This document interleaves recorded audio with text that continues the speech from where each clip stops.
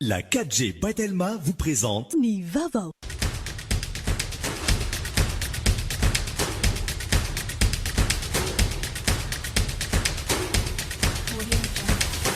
Nulchanao ni fampalalam-baovao. Tout au long de notre vie, rire nous rend plus forts. La vache qui rit manolotra ho anao ny vaovao. La vache qui rit, parce que c'est meilleur de rire.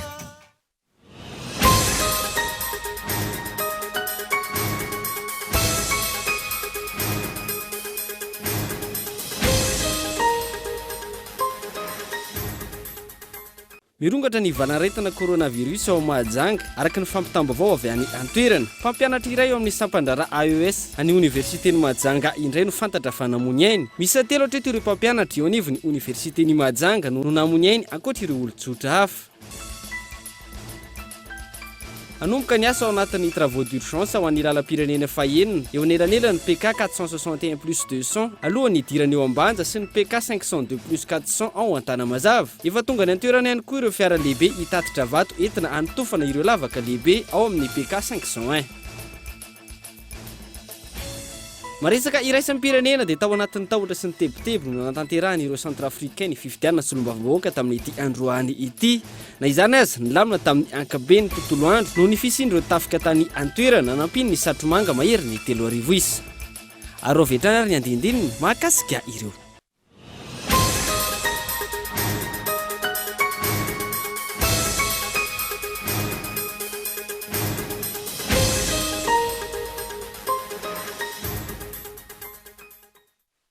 Manatra ny arahaba tompo kilasy tomboky vavy tonga sondray eto amin'ny fampalalam-baovao ny Kolo TV amin'izao alina izao. Mirongatra izay tsisy nivalana aretina Covid-19 ao Mahajanga. Araka ny fampitam-baovao azo avy any antoerana, mpampianatra iray avy eo amin'ny sampam-pampianarana AES avy eo amin'ny Universitény Mahajanga indray no fantatra fa namony ainy. Misa telo hatreto ireo mpampianatra teo amin'ny Universitény Mahajanga no namony ainy ankoatra ireo olon-tsotra hafa. Fanadihadiana Henri Florian. Tao anatin'ity volana martsa ity, tsy latsaky ny olona valo no namony ainy tao Mahajanga vokatry ny valanaretina Covid-19. Tamin'ity faramparan'ny herinandro ity, mpampianatra iray teo anivon'ny sampampianarana AES l'ISSTM eo anivon'ny Universitény Mahajanga indray no fantatra fa namony ainy. Hatreto, efa mpampianatra miisa telo teo anivon'ny Universitény Mahajanga no lavon'ity valanaretina ity, ankoatra ireo olon-tsotra hafa izay efa namony ainy. Nanomboka nidiran'ny valanaretina Covid-19 teto Madagasikara ka hatramin'ny androany, efa nahatratra 20 mahery araka izany ireo lavon'ny valanaretina ity tany amin'ny faritra Boeny, araka ny antotanisa avy eo anivon'ny CSU Morafeno. Raha tamin'ity fiandohan'ny volana martsa ity, tsy latsaky ny valo no namony ainy, raha toka tafakatra 80 mahery amin'izao fotoana izao, ireo marary nyity valanaretina Covid-19 ity manaraka ny fitsaboana, eny anivon'ny hôpitaly sy any atokantrano. Araka ny efa noentina taminao teto anivon'ny fampalalam-baovao ny Kolo TV tamin'ity herinandro ity, tsy maharaka ihany koa ny fitaovana entina hitsaboana ny marary sy ny piasan'ny fahasalamana raha ny fanazavana azo avy eo anivon'ny CSU Mahavoky ao Mahajanga ao, indrindra fa ny tsy fahampian'ny concentrateur d'oxygène izay ilaina mafy amin'ny fitsaboana ny marary. Raha mitondra tandrevaka sy ny tsy fanaran'ireo fipetrasakana amin'ny fiarovana tsy hiperitany valanaretina ity, vao maika maro ireo olona voan'ny Covid-19 eto amintsika. Mila mitandrina sy mahay mandray andraikitra araka izany ny tsirairay manoloana ity valanaretina coronavirus ity. Araka ny antotanisa avy eo amin'ny ministera ny fahasalamam-bahoaka mahakasika ny tany olona voamarina fa mitondra ny tsimok'aretina coronavirus tamin'ny daty ny omaly fa 13 ny volana martsa 2020. Miisa 420 ireo tranga vaovao manerana ny nosy omaly ho an'ny olona voamarina fa mitondra ny tsimok'aretina Covid-19. Eto amin'ny faritra Analamanga avokoa no maro isa tamin'izany izay nahitana tranga miisa 20. Olona miisa 100 ankila no sitrana soamatsara rehefa nanaraka fitsaboana raha toka olona telo no namony ainy vokatry ny valanaretina Covid-19 teto Madagasikara. anomboka ny asa ho an'ny travaux d'urgence ho an'ny lalam-pirenena fahaenina eo anelanelany PK 461 plus 200 alohan'ny idirana ny ambanja sy ny PK 512 plus 400 ao Antanamazava. Efa tonga any an-toerana ihany koa ny fiara lehibe hitatitra vato entina antorana ireo lavaka lehibe eo amin'ny PK 501. Tamin'ny volana janoary 2024 lasa teo nivoaka ny fangatana tolobidy ho an'ny asa vonjy na ny travaux d'urgence amin'iny lalam-pirenena fa enina iazo anatseranana iny. Efa nivaly izany amin'izao fotoana izao ary efa voafantana ihany koa ny orinasa anao ny asa. Efa hanomboka ny asa ao anatin'ny travaux d'urgence ho an'ny lalam-pirenena fa enina eo anelanelany PK 461 plus 200 alohan'ny hidirana eo ambanja sy ny PK 502 plus 400 ao Antanamazava. Fantatra fa efa any an-toerana ihany koa ireo fiara vaventy misy 20 sy ny pelle mécanique hitatitra ireo vato izay tsy ilaina amin'ny carrière ao amin'ny PK 403 ao Ankaramibe entina hanotofana ireo lavaka lehibe eo amin'ny PK 501. Raha ny fanazavana azo mbola ny travaux d'anticipation ihany no atao manoloana ity asa ity izay totosain'ny DRATP fa eo ampiandrasana ny fanapahan-kevitry ny primature mahakasika ny vola entina tanterana ny asa vo iroso tanteraka ny asa fanamboarana. Ankilana araka ny vaovao voaretany an-toerana nisy ampahambola teo anivon'ny gouvernoura ho an'ny faritra Antsiranana efa tokony nivoaka ny amin'ny hanamboarana ireo point noir amin'ity lalam-pirenena fahaenina ity fa tsy hita hatreto. Niezaka ny antsony gouvernoura ny faritra Antsiranana ihany ny mpanao gazety ny Kolo TV FM hanontany mahakasika ny zava-misy momba ny tokony hanamboarana ireo point noir amin'iny lalam-pirenena fahaenina iny fa tsy nahazo azy. Raha ny fantatra efa andalana ihany koa amin'izao fotoana izao ny tolobidy ho an'ny fanarenana ny lalam-pirenena fahaenina izay vatsy an'ivondrona Europeanina vola amin'ny alalan'ny BEI ary tsy maintsy atomboka amin'ity taona ity raha ny fanazavana. Tsy marina ny filazana fa tsy manaraka ny fenitra takina sy mamoaka lanja diso ny fandanjana fiara lehibe.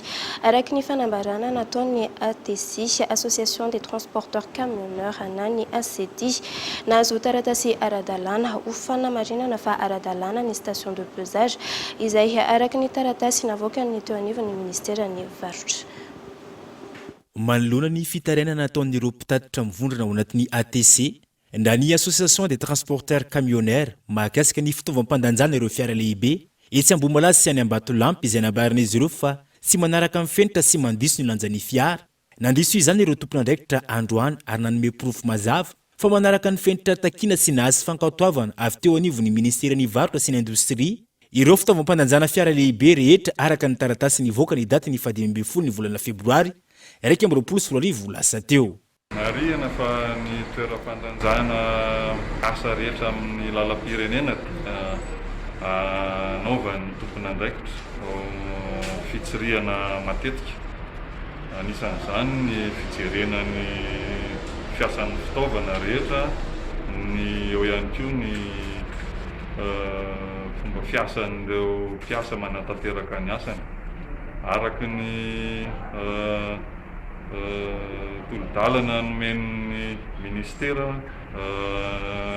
mpiandraikitra ny ason'ny solotera dia ny fiara izay tsikaritra fa surcharge eo anivon'ny toeram-pandanjana iray dia manefa ny sazy lamandy mifandraika amin'izay mampidina ny entana mihoatra raha toka voafaritranao izany izy. Voalazan'ny tompon'andraikitra ihany koa fa tsy ny fiara rehetra mandalo eny anivon'ny station de paysage no mitaraina mahakasika ny fiovan'ny lanjany izay fa ireo fiara izay mampiditra entana anelanelany ka lasa miova tsy tahaka ny lanja izay ny angany no lanjany rehefa atao ny fandajana fanondroany. Raisana ohatra amin'izany ireo fiara mpitatitra lasantsy tsy miova mihitsy ny lanjan'izy ireo eo am-piaingana sy any am-pahdongavana. Midika izany fa ireo fiara lehibe mpitatitra entana no manampy entana anelanelan-dalana. Tsy maintsy manao déchargement avokoa ireo fiara rehetra manana lanja mihoatra ary mety ho tonga hatrany amin'ny fampidirana fourrière ho an'ireo izay tsy manaraka izany raha ny fanazavana. Taorian'ny fivoahan'ny daty anatanterahana ny fanadinam-panjakana baccalauréat namafisin'ny talian'ny Office national de l'enseignement privé fa tsy mbola obligatoire ny série LS OSE amin'ity taona ity. Manana safidy malalaka araka izany ireo mpiadana na ny endriny taloha na ity endriny vaovao ity. Fanadiadiany onona saina.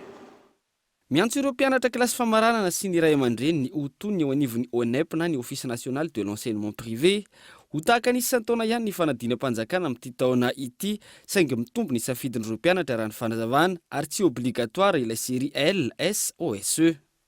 Ny endriky ny baka nefa eo am-pandaminana ny famoahana azy amin'ny fomba ofisialy ny ministère amin'ny fanabeazam-pirenena fa raha araka ny toromarika eo anivon'ny ministère zany dia ny série no foana fa ireo amin'ny baccalauréat amin'ity taona ity zany dia misy ihany le hoe mahazatra taloha A1, A2, C, D na ohatra zany na L na S ihany koa izay mivadika ho option. Zany hoe rehefa mameno ny antota taratasy zany ny mpianatra dia afaka misafidy izy na hampihatra le tamin'ny endriny taloha anaraka ny tamin'ny baka tamin'ny endriny taloha na baka amin'ny endriny vaovao. Zany hoe zany mbola tsy obligatoire le hoe tsy maintsy hanao OSE na série scientifique na littéraire. Ito ny fanazavana ny sain'ireo mpianatra ho etra ity tompon'andraikitra ity ary inona fa ny ankamarony isafidy ny endriny ity aloha. Antony, lycée misy 800 izay ahitana lycée mpanjakana sy tsy miankina amin'ireo manodidina ny 700 sy arivo manerana nosy ihany no nanaovana ny andrana amin'ny fampiarana ny série littéraire, scientifique ary ny organisation société économie. Izay zavatra zay efa 218 ny lycée nanaovana fanandramana ny programme vaovao io misy nampiatrana nanomboka tany amin'ny seconde, première, terminale dia amin'ity taona ity zany afaka hanala baka amin'io zareo. Be dia be nefa ny lycée mbola tsy nampihatra aloha dia mbola tsy azo terena amin'izany izy fa izay zany ny fandaminana avy amin'ny ministère fa rehefa anjareo amin'ny enseignement supérieur moa no mamoaka an'igny rehefa tonga ny fisoratana anarana amin'ny baka dia tokony mbola halalaka ny ankizy mpianatra amin'izay safidy amin'ny fanalana baka na ny endriny taloha na ny endriny vaovao. Tsy ivona ho tanterana ny alatsinainy 9 aogositra hatramin'ny zoma fahatelo ambin'ny folon'ny volana aogositra izao ny fanadinam-panjakana baccalauréat sokajy ankapobeny. Io 7 hatramin'ny 13 aogositra ihany koa no anatanterana ny dingana voalohany amin'ny baka teknôlôjika sy baccalauréat professionnel et technique. Raha ny 16 hatramin'ny 17 aogositra kosa ny dingana faharoa. Anomboka ny 12 martsa hatramin'ny 18 mey kosa ny fisoratana anarana amin'ity baccalauréat ity. Antaonany maro no tsy nisy fanavaozana ny trano fonenana ireo mpianatra eny amin'ny politeknika Vodivorona hoy ireo mpianatra. Manoloana izay mitaky ny fanamboarana ny fotodrafitrasa izy ireo isorohana ny loza mety hitranga. Ity zany mipetraka efa taona mahery zay dia ity zay dia fianarana ity somary tsaraina fa le fotodrafitrasa sy ny zavatra natao ety sy ny toerana ipetrahana ity somary misy tsy filaminany kely dia tsaratsara kokoa raha jerena fotony dia atsaraina le izy. Ohatrany ahoana zay ity filaminana zay? Ity filaminana zany dia amin'ny lafiny atatrano aloha zany zao voalohany indrindra zany le trano tsy somary kely le trano dia nefa le olona mipetraka aminazy maromaro ihany. Zay tamin'ny voalohany tato zao anankienina tany dia le disjoncteur koa zao le courant io zao somary mibridangidany ihany izy io dia matory amin'ny ala zany dia misy mipipiky dia somary mampatahotra kely ihany fa amin'izao aloha efa manomboka mihazatra. Dia ny rano koa somary lavidavitra ihany koa ny rano akaiky ihany moa zany fa somary tsy dia atokisana tsara le izy moa tsy dia mahatosoka koa indraindray ny débit le rano lasa kely be dia ny courant ety koa Aiza le rano zay? Le rano zao zao mitsofoka zao makato dia débit-n'io rano zany zao somary kelikely ihany raha atao fandinana. Dia nefa raha misy mampiasa douche atsambadika mampiasa WC le vao maraina iny dia somary tapatapaka le rano. Dia séparation zany zao io zany zao ohatra zao koa ny atambadika ato dia tokony alalaka be zany fa somary kelikely dia misy ojoko zany atambadika. Ankoatra ny trano fonenana raha tsy ihany koa ny trano fidiovana sy ny trano fivoahana. Rehefa ela be ity tsy namboarina tina fa zao hitantsika zao dia misy rano mitete. Io rano mitete io rano maloto io dia ny ato ambany tsapaka ny rano izy ny ataon'olona dia manjary maloto dia zao tsy afaka ampiasaina tsao zao tsy dia le mpianatra vao maraina andeha hianatra dia manjary milahatra WC any amin'ny olona hafa, any amin'ny toerana hafa, any amin'ny trano anakihafa dia manjary misy fotoana anisan'ny mahataraiky zay dia anisan'ny mampiady ny olona ihany koa nefa zany satria anisan'ny zavatra sarotra be zany hoe indrana dosy any amin'ny olona zany nefa manana nefa dia zao ny anana manana faratsy dia anisan'ny tena hoe problème be tena hoe mampisy olana etỳ avotovorona zay zavatra zay. Ireo trano manamorona ny toeram-pivoahana miara-miaina amin'ny fofona hafahafa raha ny fanazavana. Zay zao no mipetraka akaikin-drindrina ity WC ity. Io WC io dia borde foana io dia zany hoe zay ato amin'ity trano ity zany ohatran'ny hoe miara-miaina amin'ny maloto ohatran'izany. Zany ny fiainana ato. Dia io fofona io tonga dia makaty trano ity foana io dia ohatran'ny rehefa misakafo dia miara-mihinana amin'ireo maloto ireny.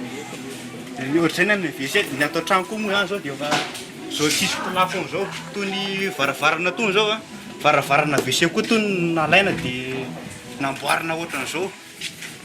Trano tsisy minina zany toy namboarina foana rehefa tsy mba misy renouvellement misy rehefa namboarina an'ilay cité zany isan-taona.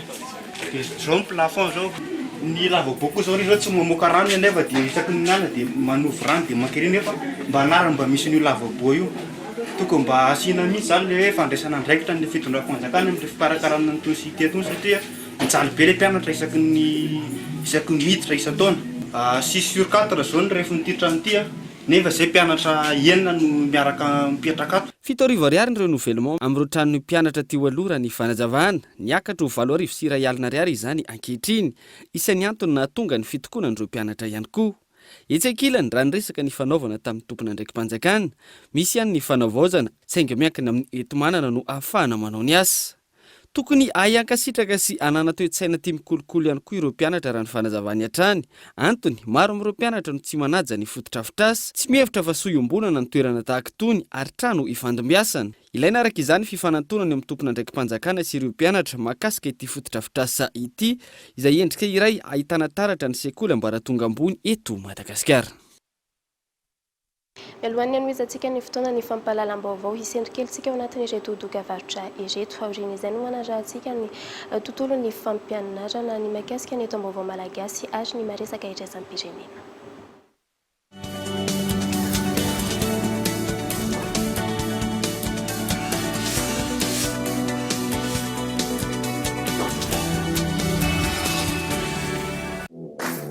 First Plus, l'offre all-in-one pour vous en abonnement, appel, data et SMS vers tous les opérateurs et à l'international. À partir de 20 000 ariards TTC seulement. Abonnez-vous en Telma Shop.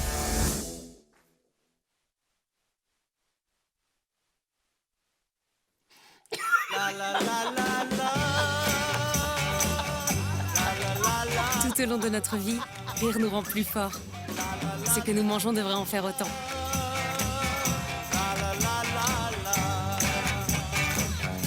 La vache qui rit, parce que c'est meilleur de rire.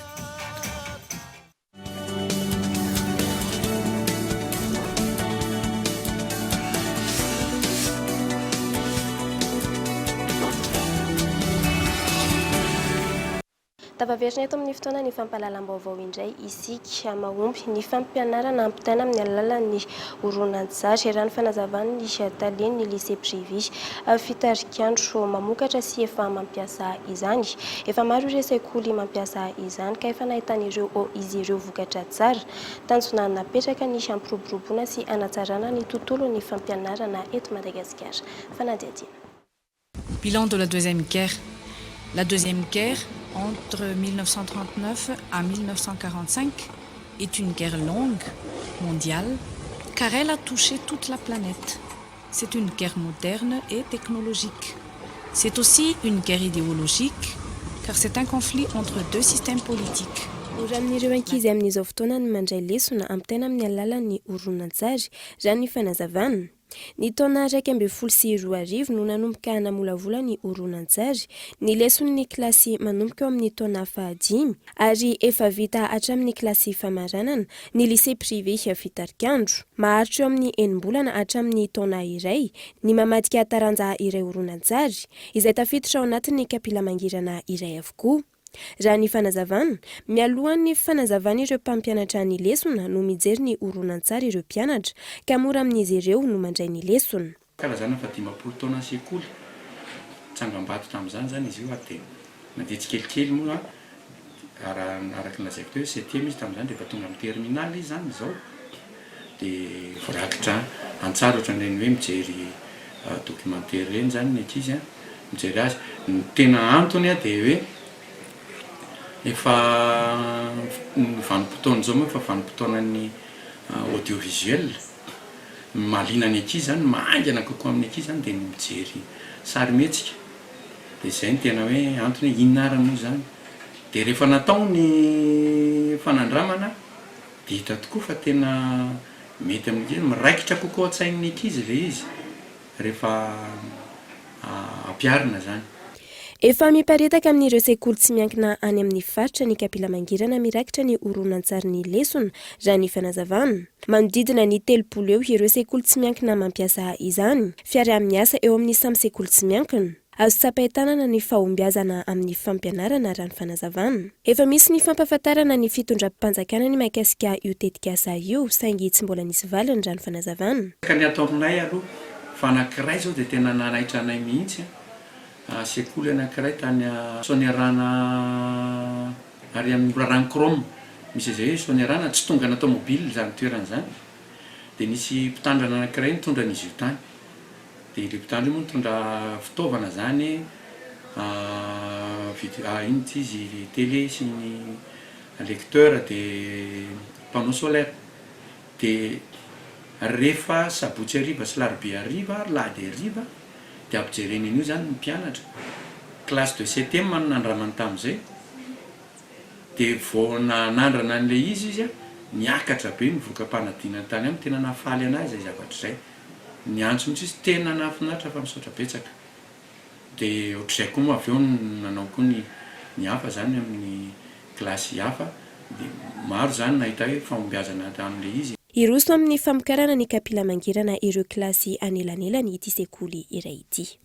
La Deuxième Guerre a coûté des sommes énormes à cause des dépenses militaires, entraînant une ruine financière, une inflation, montée des prix, une dévaluation des monnaies européennes et un endettement public.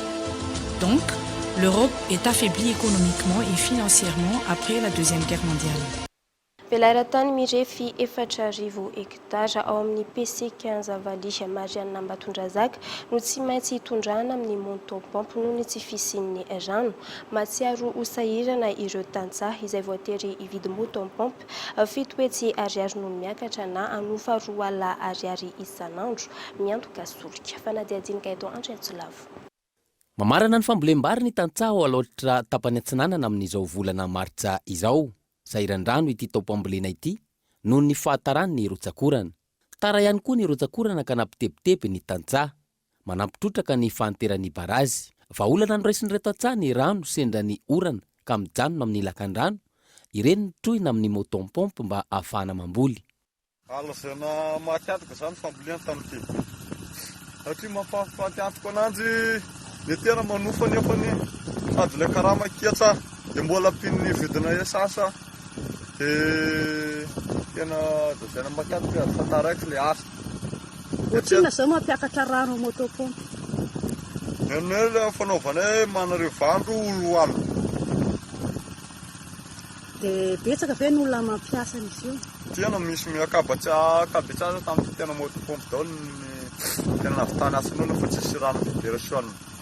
Mihoatra ny 4,000 hektara ny velaran-tany ao amin'ny lemaki PC 15 Vallée Marianina ka saika mampiasa motopompe avokoa ny ampahany betsaka amin'ny velaran-tany midadasika ao Ambatondrazaka io. Anjatony ny motopompe nampiasaina. Tanisa tronoa. Alisa reo kabetsanjo azo zany motopompe daholo. Zany tena hoe nitako maso zao eo amin'ny anjatony fa izy ma zany betsaka be le tany velarana dia tsy hita zay tena mampiasa ananjy sasany any. Hoe zany manjatony tsy latsaka. Dia ahoana zany ny fandrindrana asa nareo tantsaha sady mampanofa motopompe dia ahoana fanaovana izany? Dia zao ndray zany zay manao amin'ny alina dia manao amin'ny atoandro. Dia arakaraka fandaminan'ilay asa hoe olona hoe hiasa zay amin'ny atoandro dia atao amin'ny anjareo amin'ny atoandro dia zay ndray mazay manay le zavatra dia zetritrena amin'ny alina zay manao dia amin'ny alina koa zay miasa. Mitombo beraka izany ny fandaniana, voatery mividy motopompe na manofa avy hatrany. Mahatratra tena amin'ny fitoetsy ariary ny mora indrindra miankina amin'ny tanjaky ny moteur. 4 ariary isan'andro ny ofany ary mandany lasantsy 7 litatra raha toa ka miasa indray andro. Izany hoe mahatratra tany amin'ny 7 ariary ny fandaniana isaky mampidina motopompy iray. Raha ny vina tokony apidina motopompy isan-kerinandro mandra-pahateraky ny vary any amin'ny tapaky ny volana aprily ny tantsaha. Aleony sarany ve ny vidiny amin'izao fandaniana be amin'ny fambolem-bary izao? Io ny fantaniana apetraky ny tantsaha izay tsy afa manoatra ary tsy maintsy manaraka ny lalàna ny natiora, vary sy rano ka tsy afaka misaraka.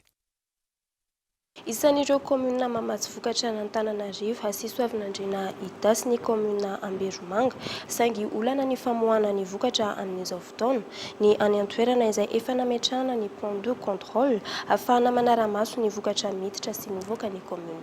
Fanadihadiana. Isan'ireo komuna mamatsy ny renivohitra Soavinandriana Itasy eto Antananarivo renivohitra ny komuna Amberomanga. Ankehitriny napetraka ny point de contrôle na ny toerana fanaraha-maso ny vokatra miditra sy mivoaka ny komuna ahafahana manome antoka ny fahavitantena ny komuna. Antoka lehibe anankiray fampandrosoana ny vondrom-bahoaka tsy ra-pahefana ary antoka anankiray ahafahana manana fahavitantena ho an'ny komuna any orinany. Dia izany fototra izany dia fiara-miasa tamin'ny fitondram-panjakana eo amin'izay vatsian'ny banky raisam-pirenena vola ka teo ambany fiahin'ny ministera ny fambolena sy fiompiana tamin'ny alalan'ny tetikasa kazefa na ilay fampiroboroboana ny fambolena sy ny fiarovana ny fananantany. Manana fokotany 5 ahitana ponina manodidina ny 1 sy 2 alina mpamboly sy mpiompy ny 770 isan-jato ny komuna Amberomanga. Mamatsy ny tanan-dehibe sy Soavinandriana amin'ny vokatra katsaka, vary, voanjo, omby sy kisoa ary akoho amam-borona. Mbola olana sedraina amin'izao fotoana raha ny fanazavana ny faharatsiany lalana ka angatana fiara-miasa amin'ny mpitondra fanjakana indrindra ny governoram-paritra. Sambasamba Andriamanitra Andriananahary tratry ny taona isika mianakavy hoeny konsoa hoeny kansara ho tratry ny arivo mitsingeringirana. Io no fiarabana rehefa natratra ny taona vaovao ny akon'ny fankalazana ny taom-baovao malagasy ateny Ambolomanjaka arivo no entina aminao ao anatin'ity fanadihadiana ity. Sambasamba Andriamanitra Andriananahary tratry ny taona isika mianakavy hoeny konsoa hoeny kansara ho tratry ny arivo mitsingeringirana. Izay ny fiarabana amin'izao fatratrarana ny taom-baovao malagasy izao. Samy nankalaza izany avokoa ny malagasy, indrindra ireo mandala ny fomba mampanao nentim-paharazana. Isan'ny nahitana izany ny teto Ambolomanjakarivo, vohitra misandratra Somamanina. Efa nisy ny fanadiovana tamin'ny alalan'ny afo ary ny toy androany tamin'ny alalan'ny fanomezana tsodrano sy ny fanaterana asina, fiaraha-misakafo sy fiaraha-mikorana isan-karazany.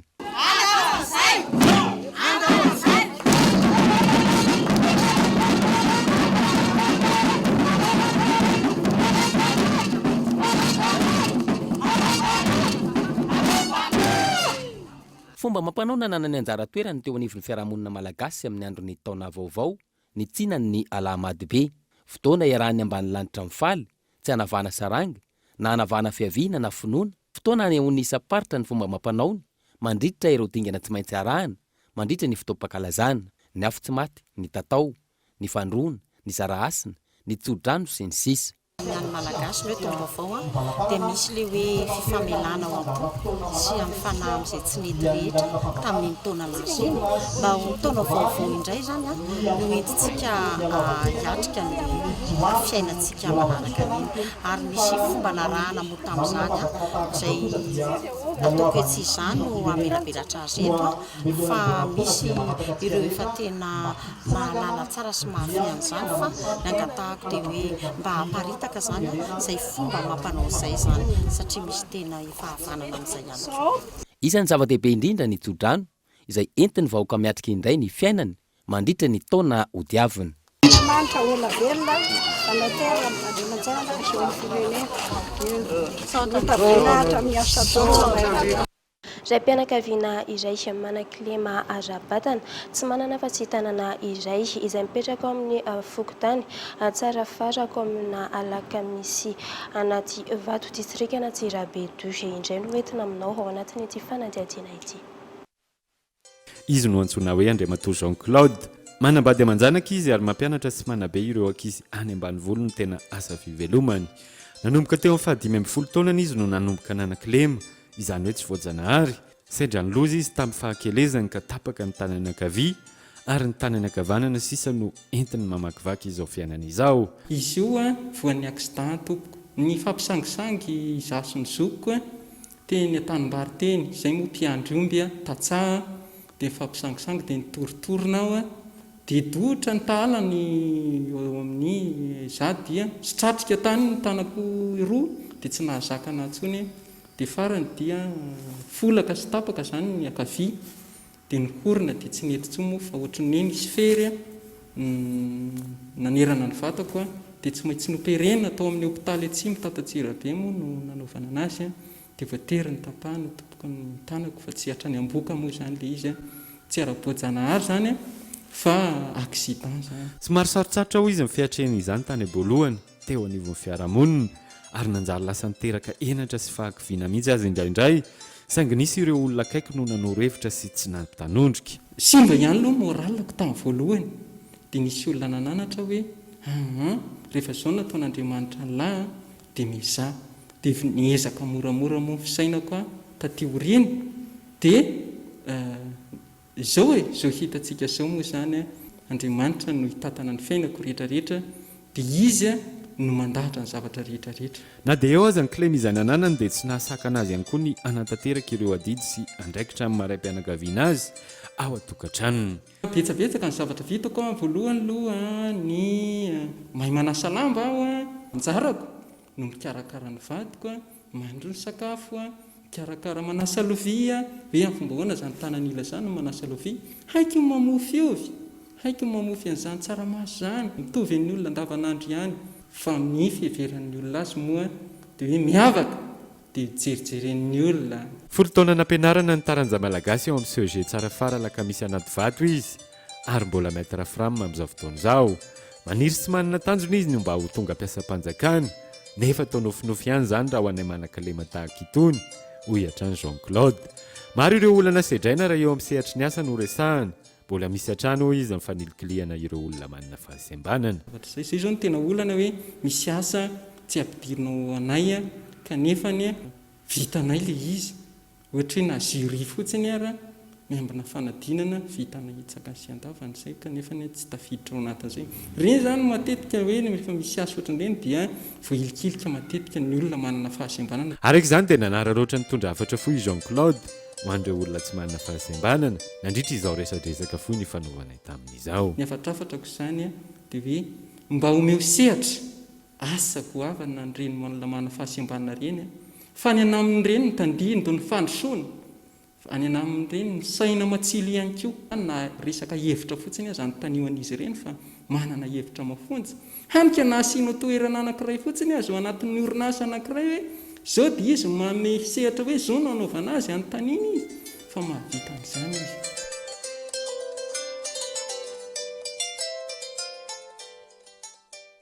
Totosa tao Antsirabe ny herinandro lasa teo ny randonnée VTT izay fanokafana ny tampilalaovana ho an'ny taranja azakazaka amin'ny bisikileta lalana mirefy 100 kilometatra no nataony ireo mpandray anjara tamin'izany hetsika izany fanadihadiana.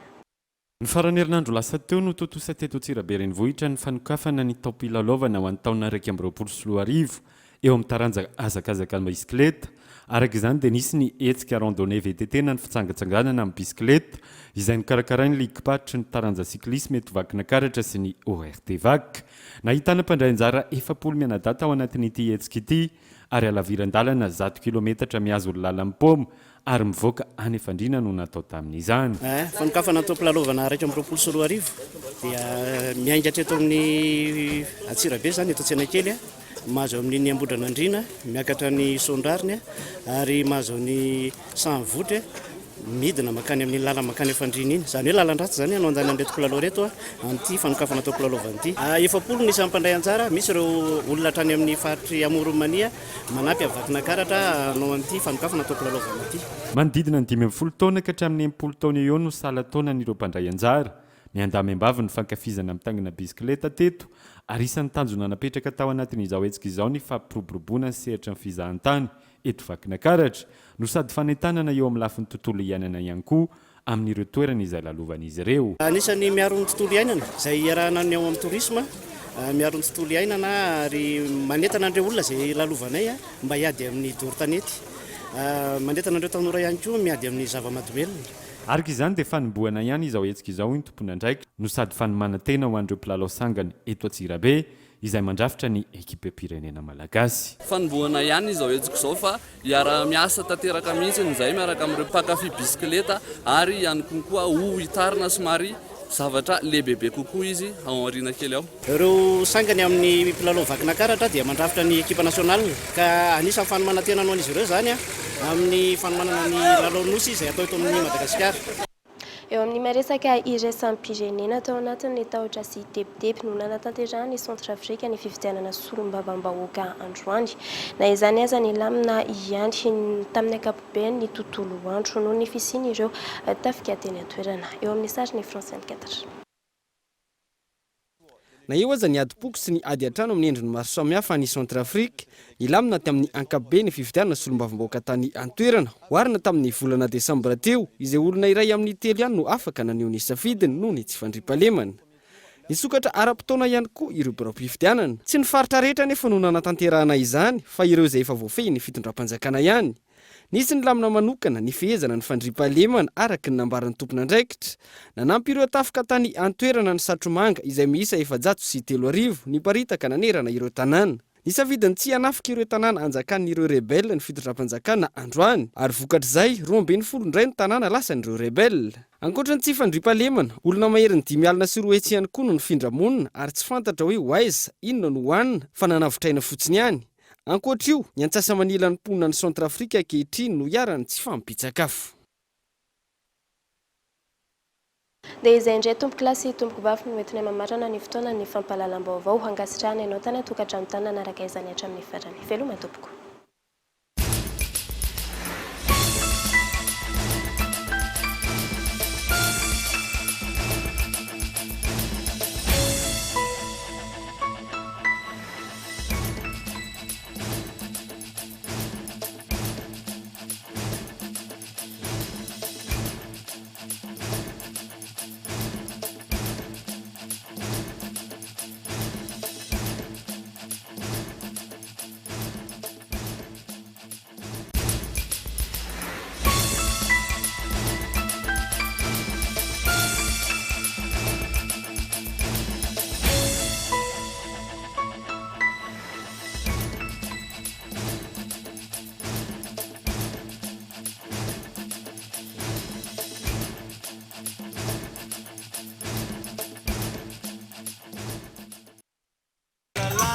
Tout au long de notre vie, rire nous rend plus fort.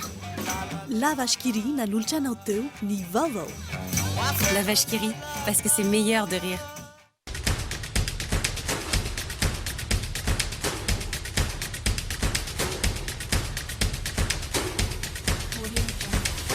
Nanolotra anao teo ny fampahalalam-baovao. La 4G Patelma vous a présenté ny vaovao.